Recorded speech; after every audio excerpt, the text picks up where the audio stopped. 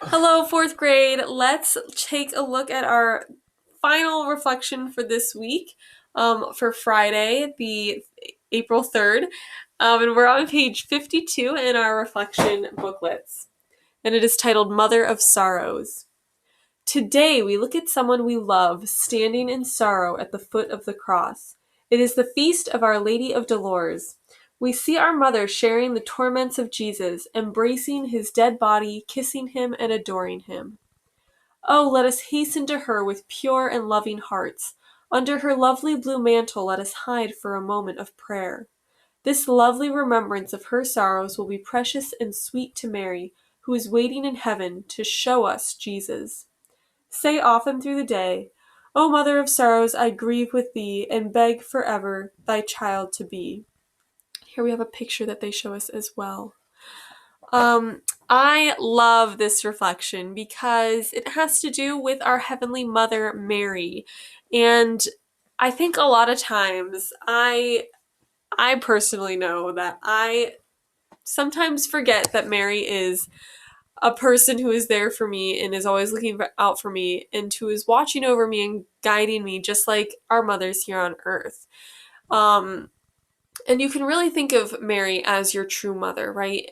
She loves you just as much as your mom would, and your mom does, and how she just it is amazing the love that Mary has for us, and she wants us to talk to her just as much as we want to talk to her and to talk to Jesus. So today I would ask you to write your reflection uh, as a prayer to Mary, because it is important to include her in our prayers as well and to make sure that we're talking to her.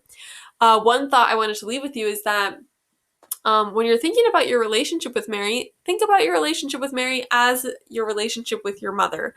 So, one thing that I thought of after I read this was before I went to college, me and my mom, we are very into sewing, which a lot of you know. We like to sew quilts and pillowcases and all sorts of things.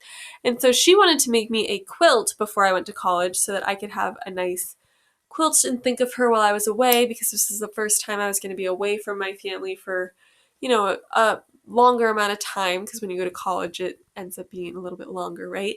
And the distance makes it a little bit harder. And so we sewed this quilt together, and I will never forget just being there with her and talking about it and sharing some Diet Cokes, because that was the drink we liked to drink together, and um, just enjoying that time together before I went away. And that kind of time with your mom and that kind of time that we can spend with Mary is the kind of time that we should be spending in prayer with our mother, right? So being that comfortable around my mom and being able to laugh and joke and cry and just be with her is just what our Mother Mary in heaven wants from us. So I ask that you write a prayer to her today and keep her in your heart today and every day as you continue forward. And I hope that you have a absolutely beautiful Friday today. All right, fourth grade? Bye.